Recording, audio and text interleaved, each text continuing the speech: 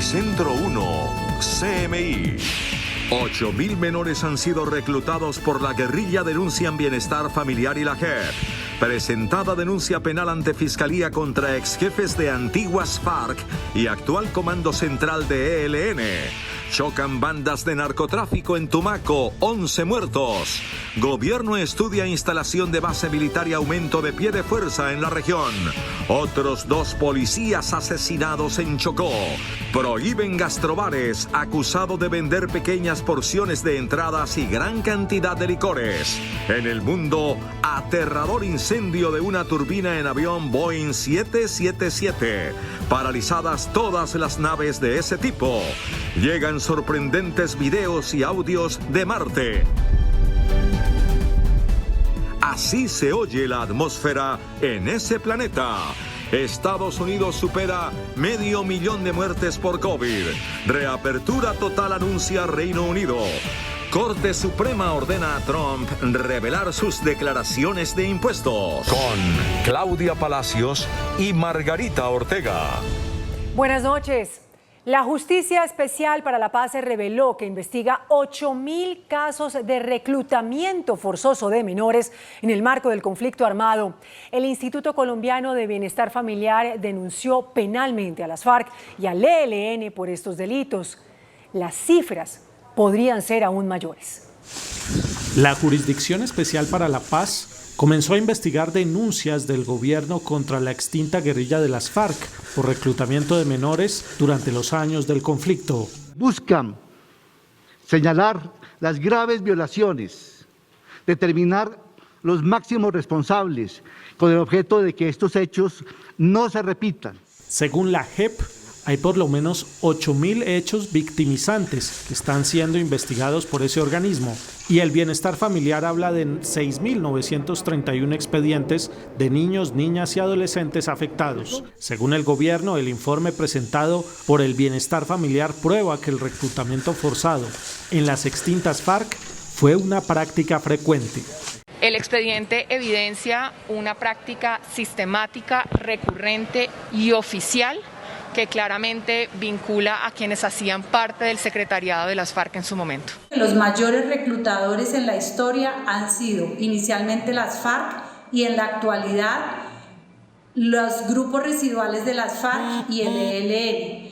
El gobierno también presentó hoy denuncias penales ante la Fiscalía que incluyen a los miembros del denominado Comando Central del ELN y a grupos de narcotraficantes por reclutamiento de menores. Chocó, Bajo Cauca Antioqueño y Nariño son las regiones en las que más se ha presentado el reclutamiento de menores en el marco del conflicto armado. En otras noticias, a una confrontación entre bandas criminales atribuyen las autoridades la muerte de 11 personas en Tumaco, Nariño. Una vez finalizado el Consejo Extraordinario de Seguridad, el ministro de Defensa Nacional aseguró que las 11 muertes se presentaron en 4 sectores diferentes, producto de la disputa entre bandas criminales por el control del narcotráfico. Se hallaron 2 cuerpos sin vida en el corregimiento de Caunapí. Adicionalmente, se halló un cuerpo sin vida en la vereda Villarrica. Se encontraron 3 cuerpos en el corregimiento de Llorente. Unidades del Ejército Nacional encuentran 5 cuerpos sin vida en la vereda Puerto Rico. Más acción investigativa, llegarán a fortalecer esa acción al territorio, primero para identificar a los responsables de esta situación y segundo para fortalecer toda la presencia de la institucionalidad en el territorio. El Ministerio de Defensa Nacional y el Comando General de las Fuerzas Militares iniciarán con los estudios para la instalación de una base militar en el sector de Mataje del municipio de Tumaco para fortalecer el control vial y los pasos fronterizos. El gobierno nacional fortalece recompensas hasta por 600 millones de pesos a quien suministra información que permita la captura de cabecillas de bandas criminales. Alias El Gringo, cabecilla de la Oliver Sinisterra, y alias Mario 40, cabecilla de los contadores, hasta 200 millones de pesos. Según el ministro de Defensa, en operativos de registro y control en Puerto Rico, se habría encontrado armas de fuego, minas antipersonas, entre otros materiales bélicos. Entre tanto, 2 policías fueron asesinados hoy en el departamento del Chocó cuando adelantaban labores de patrullaje. Los uniformados fueron sorprendidos mientras patrullaban por el barrio El Paraíso en el casco urbano del municipio de Río Sucio, donde sujetos armados sin mediar palabras le propinaron varios impactos de bala, acabando con la vida de los dos policías. Cuando dos efectivos de la policía realizaban sus actividades rutinarias de patrullaje. El asesor de paz del departamento del Chocó informó que los hechos se presentaron como retaliaciones en contra de la fuerza pública por los últimos resultados operativos realizados en ese territorio. Los patrulleros asesinados fueron identificados como William Eduardo Fuel Uribe y Harold David Puentes Rivero. Obispos del Chocó demandaron atención inmediata del gobierno nacional para comunidades indígenas del Alto Baudó que están siendo víctimas del fuego cruzado entre la guerrilla del ELN y las autodefensas gaitanistas. Para atender la crisis humanitaria que vive el pueblo indígena en Vera Dovida, Moamía, que está en medio del fuego cruzado entre paramilitares del Clan del Golfo y guerrilleros del ELN, los obispos del Chocó llegaron hoy a la cabecera municipal del Alto Baudó. Hacemos un llamado de atención a estos grupos para que paren, por favor, miren el sufrimiento de nuestras comunidades y al gobierno nacional para que efectivamente haga lo propio para que nuestras comunidades vayan resurgiendo. La iglesia quiere colaborar. Y esta noche, en reunión urgente que sostuvieron con el gobernador del Chocó, los ministros del Interior y de Defensa anunciaron que para atender la emergencia habrá presencia militar y el desplazamiento de una misión humanitaria al Alto Baudó. Se llevará a cabo una misión de verificación humanitaria encabezada por la Unidad de Víctimas, la Cruz Roja Internacional y algunos actores de la comunidad internacional, siempre garantizando la seguridad de todos los habitantes y así haciendo una presencia efectiva por parte de nuestra fuerza pública. Los obispos de Izminatado, Quibdó y Apartado estarán en el Alto Baudó toda esta semana en compañía de funcionarios de la Oficina del Alto Comisionado de las Naciones Unidas para los Derechos Humanos en Colombia. Esclarecer las cifras reales de los feminicidios en el país le pidieron al Estado colombiano colectivos feministas en una sesión de la Comisión de la Mujer del Congreso. Denunciaron que solo en enero de este año se cometieron 55 de estos crímenes. En un país machista y patriarcal como aún lo es Colombia en pleno siglo XXI, las asociaciones de mujeres se quejaron hoy de la situación de violencia que las afecta de manera indiscriminada. En sesión de la Comisión de la Mujer del Congreso de la República, colectivos feministas revelaron escalofriantes cifras sobre feminicidios ocurridos este año. Al cierre de enero, el Observatorio de Feminicidios de la Red Antimilitarista Feminista confirma 55 feminicidios, son 13 más que el año pasado. Esto implica un crecimiento del 30%. Las mujeres se quejan del subregistro de las cifras, que dicen no reflejan la realidad de este crimen. ¿Qué es lo que refleja ello? Que hoy en Colombia no hay certeza sobre el número de víctimas de este flagelo. Y advierten que el uso del lenguaje y las justificaciones genera violencia en contra de las mujeres. Porque en 2021 no podemos seguir llamando crímenes pasionales o asesinar por celos o por amor. No podemos seguir diciendo que era tarde o que era la ropa que llevaba. La mayoría de feminicidios ocurren en zonas apartadas del país, de acuerdo con la Fiscalía. El 57.4% de los casos registrados durante el año 2020 ocurrieron en zonas rurales. En la sesión del Congreso de la República, las mujeres insistieron en que todas las entidades que trabajan sobre el tema deben tener personal femenino capacitado para atender la problemática de la violencia contra la mujer. La Fiscalía decomisó con fines de extinción de dominio una propiedad en Cali que estaría a nombre del general retirado del Ejército Jorge Romero. El predio, valorado en más de 1.000 millones de pesos, habría sido obtenido por el oficial como parte de una serie de actividades ilícitas relacionadas con la contratación de la Cuarta Brigada del Ejército. A la ciudadanía. Ante la avalancha de denuncias sobre irregularidades en la imposición de fotomultas en Bogotá, Medellín y Cali, la Procuraduría lanzó un ultimátum a las secretarías de movilidad de las 3 ciudades tras recordarles que los comparendos solo pueden aplicarse a quien conduce y comete la infracción y no al dueño del vehículo. Ante la avalancha de quejas de personas afectadas con fotomultas impuestas en Bogotá, Medellín y Cali. Es un desorden total, porque sí le exigen a uno pagar, pero pues no, no veo muy negligentes son realmente. Cuando va a sacar un trámite es cuando le aparece ahí, porque ni siquiera llegan notificaciones de ningún tipo. Nada, y pague. Esto es un abuso, esto es un atropello, lo cometen en todo el país. Hoy la Procuraduría le recordó a las secretarías de movilidad que las fotomultas solo pueden aplicársele al conductor que comete la infracción y no al dueño del vehículo una vez se identifica la matrícula.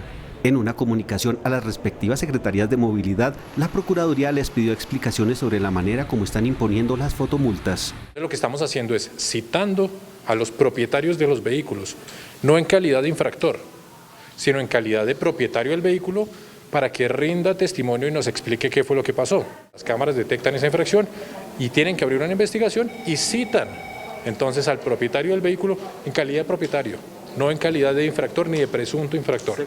Las secretarías de movilidad tienen 5 días para responderle a la Procuraduría y explicar las medidas adoptadas para evitar la imposición de infracciones dudosas o inexistentes.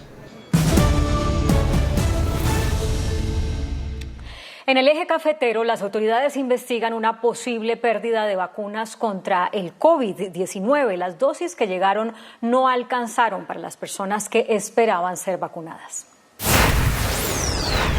La clínica Confamiliar en Pereira recibió 32 viales, que son los recipientes que contienen las vacunas contra la COVID-19, suficientes para vacunar a 192 trabajadores que están en la primera línea en este centro asistencial.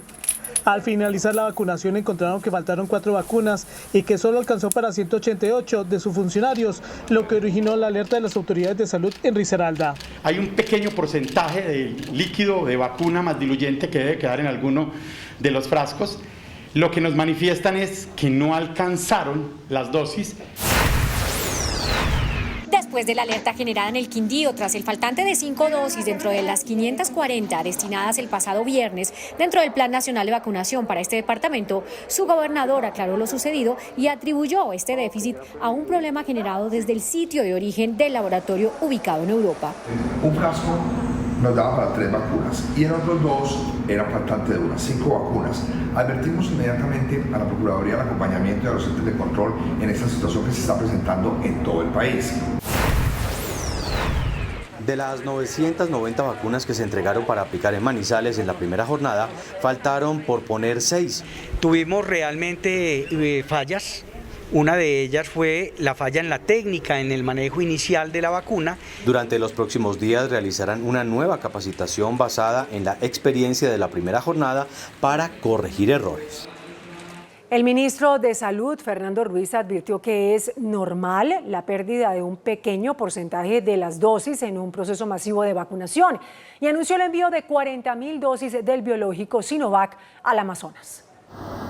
El ministro de Salud, Fernando Ruiz, confirmó que de acuerdo a las recomendaciones de los expertos, se enviarán a la frontera con Brasil, especialmente a Leticia, en el Amazonas, un importante porcentaje de las vacunas de Sinovac que llegaron el sábado pasado.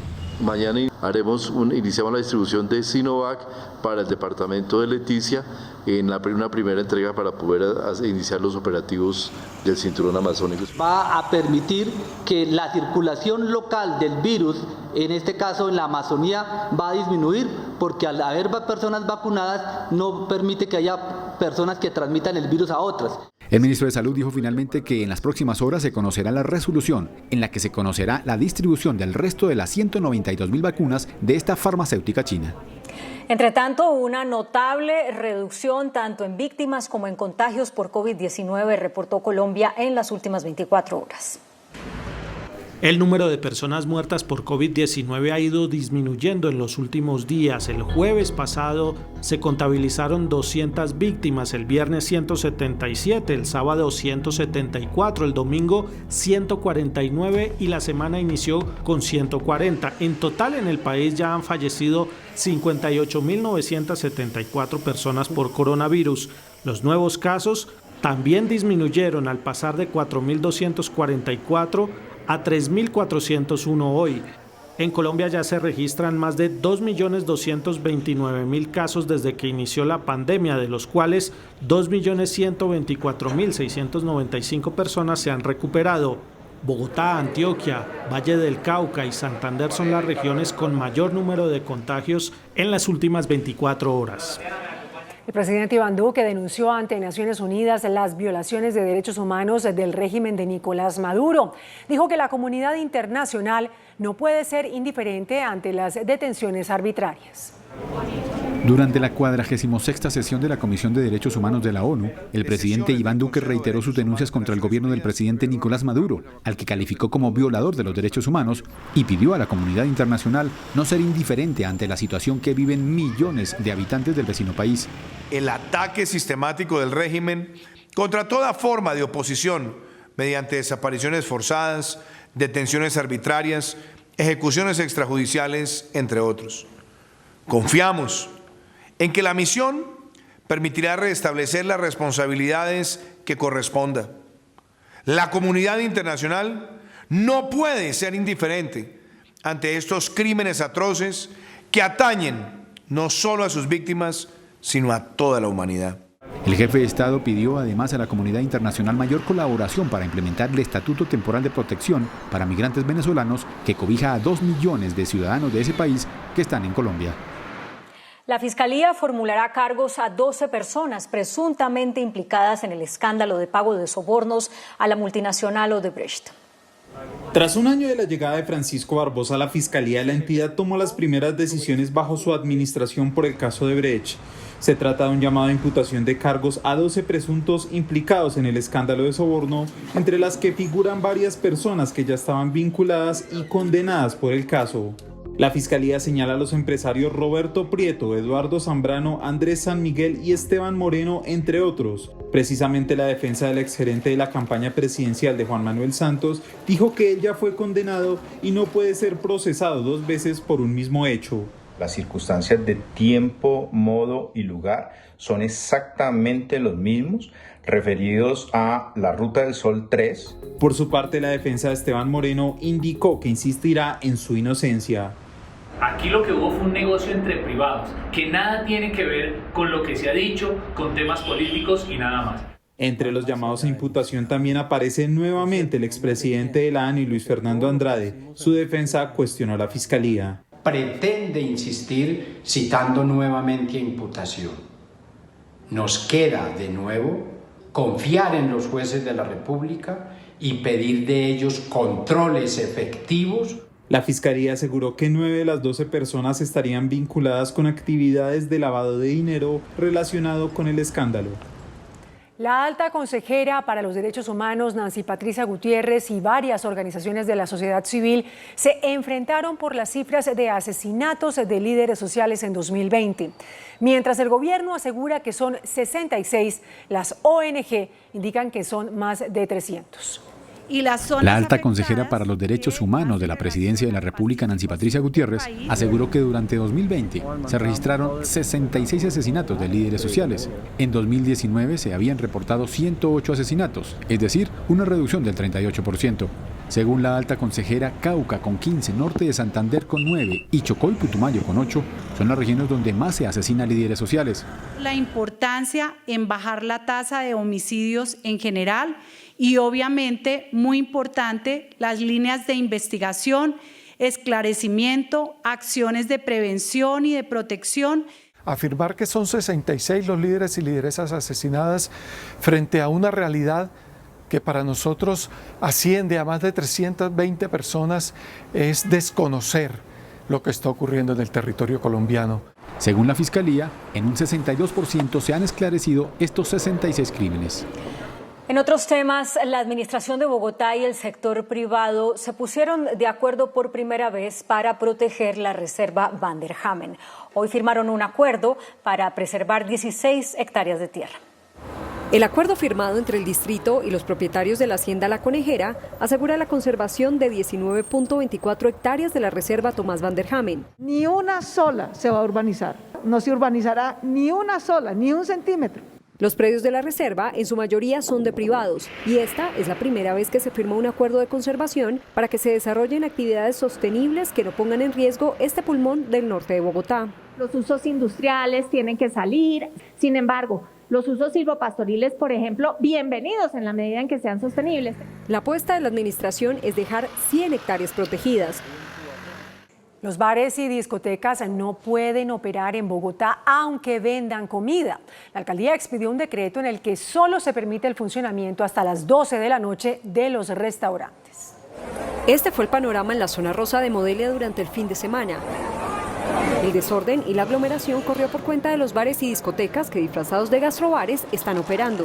Se restringe la posibilidad que discotecas y bares se escuden en la figura de restaurantes o de gastrobares para hacer rumbas simplemente sirviendo algún alimento en el marco de su atención. Los locales nocturnos que por Cámara de Comercio se dediquen a la actividad 5630, expendio de bebidas alcohólicas para el consumo dentro del establecimiento, no pueden operar. El decreto expedido hoy solo permite el funcionamiento hasta las 12 de la noche de establecimientos gastronómicos, cuya actividad principal sea la venta de comida a la mesa. La medida cobija más de 200 bares y discotecas que estaban operando, pero que por norma nacional deben permanecer cerrados hasta que las condiciones epidemiológicas lo permitan. La compañía estadounidense Boeing solicitó la inmovilización de todos sus aviones del tipo 777 después de que uno de estos modelos sufrió problemas en su motor, incluyendo un incendio y la pérdida de varias partes que cayeron en varias residencias de la ciudad de Denver, en Colorado. Se encendieron las alarmas en la industria aérea tras el impresionante incidente que involucró a un Boeing 777 de United Airlines, que poco después de despegar de Denver, Colorado, tuvo que regresar de emergencia debido a los problemas en uno de sus motores, el cual se incendió y literalmente comenzó a hacerse pedazos en pleno vuelo. El hecho milagrosamente no dejó heridos ni muertos, pese a que varios fragmentos de la aeronave cayeron en varias residencias.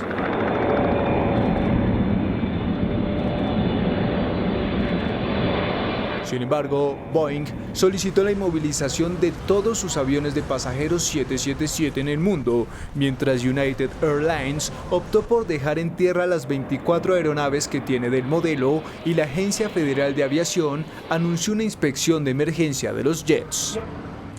De otra parte, la NASA divulgó el primer audio de Marte, un leve sonido de viento captado por el Perseverance. También fue revelado el primer video del aterrizaje del rover en el planeta rojo. Tras 5 días del aterrizaje a Marte del Perseverance, la NASA publicó 2 importantes grabaciones. La primera fue un impactante audio de cómo el vehículo captó los sonidos del planeta rojo.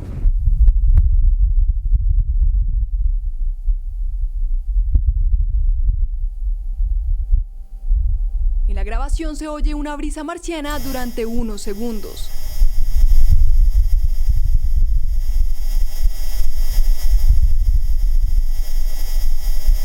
Los micrófonos del Perseverance, segundos después de comenzar a funcionar, captaron el sonido de una ráfaga de viento de 10 km por hora, al igual que los sonidos mecánicos del rover operando en la superficie. La agencia indicó que un micrófono conectado al rover sobrevivió al descenso altamente dinámico y obtuvo sonidos del cráter Jezero. La agencia publicó además el video completo del aterrizaje en Marte. Las imágenes, que tienen una duración de 3 minutos y 25 segundos, se tomaron con varias cámaras fijadas al vehículo de exploración y muestran el despliegue del paracaídas que frenó la caída del Perseverance. Continúan con el descenso de la nave, siguen con el contacto del vehículo con la superficie del planeta. Y terminan el video con las tomas de tierra de la fase final de aterrizaje y la celebración en la sala de control de la NASA. Estados Unidos superó la trágica barrera de los 500.000 fallecidos por COVID-19, la mayor cifra a nivel mundial, y por la cual el gobierno de Joe Biden ordenó que las banderas de todos los edificios federales sean izadas a media asta por 5 días. Cuando se cumple casi un año desde que se confirmó el primer fallecido por COVID-19 y pese a que hace menos de un mes se superaron los 400.000 decesos, Estados Unidos volvió a romper una lamentable barrera de fatalidad después de sobrepasar el 500.000 de muertos por coronavirus. Esta es la peor cifra en todo el mundo y es por ello que el presidente Joe Biden organizó una sentida ceremonia de velas en homenaje a las víctimas y les dedicó unas palabras. El mandatario también ordenó que las banderas de todos los edificios federales sean izadas a media asta durante 5 días en señal de luto y respeto por las víctimas de la pandemia, que deja más muertos que cualquier guerra de Estados Unidos. El Tribunal Supremo de Estados Unidos ordenó a la firma contable del expresidente Donald Trump entregar la declaración de impuestos del exmandatario y también los datos financieros de 2011 y 2018 a un jurado de Nueva York. Luego de meses de retrasos por la insistencia de Trump para que su información financiera se mantuviera confidencial, la Corte Suprema de Estados Unidos allanó el camino para que un nuevo jurado de Nueva York reciba 8 años de declaraciones de impuestos de Donald Trump. El alto tribunal no entregó detalles sobre cómo votaron los magistrados y se remitió a la publicación de la decisión tras una larga batalla judicial de los defensores del exmandatario para impedir que el fiscal de Manhattan, Cyrus Vance, acceda a los registros fiscales. En julio del año pasado, la Suprema Corte ya había considerado justificado el pedido del fiscal, pero los abogados de Trump apelaron la decisión. Esta vez, no obstante, el fallo es final, incluso si los registros fiscales están protegidos de la divulgación pública. Y es una amarga derrota para Trump, quien ha salido invicto de cualquier acusación que se le ha hecho en los últimos meses. Reino Unido estableció un plan de 4 pasos para la reactivación definitiva de las actividades. El primer ministro británico Boris Johnson reveló que el plan comenzará con el regreso de los alumnos a las escuelas el 8 de marzo y la reapertura de los comercios minoristas no esenciales a partir del 12 de abril. Se espera que todo el país esté funcionando con normalidad el 21 de junio. Y sigue en aumento el escándalo por la vacunación VIP en Argentina, luego de que se conociera que el entonces ministro Ginés González García se reservó 3.000 dosis para su uso discrecional. El funcionario habría facilitado secretamente la inmunización de políticos, sindicalistas, empresarios y amigos del poder en general. Los nombres que se conocen de los beneficiarios aún son pocos, pero siguen lloviendo denuncias de acceso privilegiado a la vacunación.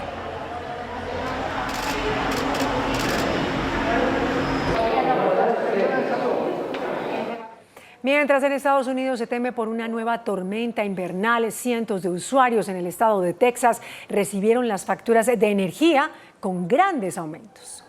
Después de la tormenta invernal que dejó a millones de personas en Texas sin electricidad ni servicio de agua, en algunos casos hasta por 3 días, llegaron los servicios de luz a los afectados, quienes se llevaron una sorpresa para nada agradable. Y es que las facturas son por más de $5.000, que equivalen a más de 18 millones de pesos colombianos. Si bien el frío helado provocó un aumento en el consumo de electricidad en los últimos días, muchas personas que ni siquiera tuvieron luz tendrán que pagar cantidades exorbitantes. CPS Energy, que distribuye electricidad en San Antonio, aseguró que extendería plazos de pago hasta por 10 años, situación que indignó a quienes no disfrutaron del servicio. Emma Coronel Aispuro, esposa de Joaquín El Chapo Guzmán, fue arrestada en los Estados Unidos por narcotráfico. Según el comunicado del Departamento de Justicia, Coronel, de 31 años con ciudadanía mexicana y estadounidense, fue arrestada en el aeropuerto de Virginia, acusada de participar en una conspiración para distribuir cocaína, metanfetaminas, heroína y marihuana. El DANE reportó una reducción en los contratos formales de trabajo al cierre de 2020. Un nuevo reporte sobre las relaciones laborales presentado por el DANE da cuenta de una reducción de contratos laborales en el sector formal, al pasar de 8.996.410 en noviembre de 2020 a 8.726.743. Es decir, en diciembre se reporta una disminución de más de 269.000 contratos, siendo los hoteles y restaurantes las empresas más afectadas. Se confirma que este es uno de los sectores más afectados en materia de generación de ingresos. Según el DANE, la mayor reducción de los contratos laborales durante la pandemia se registró en los departamentos del Meta, Huila, Santander y Quindío. El índice de capitalización de la bolsa, que mide el comportamiento de las 20 principales acciones, cerró a la baja. El índice de capitalización de la Bolsa de Valores de Colombia bajó 0,03% a 1.352 puntos. La acción de Ecopetrol fue la que más subió, con una valorización de 3,14% a 2.233 pesos. La acción preferencial de Avianca fue la que más bajó, con una pérdida de 8,79% a 166 pesos. También la acción de Ecopetrol fue la más negociada de la jornada, al movilizar más de 40.000 millones de pesos. El dólar cerró al alza. Indicadores económicos en Noticentro 1 CMI. La tasa representativa del mercado que regirá para mañana martes será de 3.602 pesos con 41 centavos. Los profesionales del cambio compran la divisa en promedio en 3.290 pesos y la venden en 3.330 pesos. Un euro cuesta 4.368 pesos. La libra de café en Nueva York se cotizó a $1.33. El azúcar se transó en 17,48 centavos de dólar la libra. El barril de petróleo WTI se cotizó en $61.62 centavos. La referencia Brent para Colombia se cotizó en $64.38 centavos. Una acción de Ecopetrol cuesta 2.233 pesos.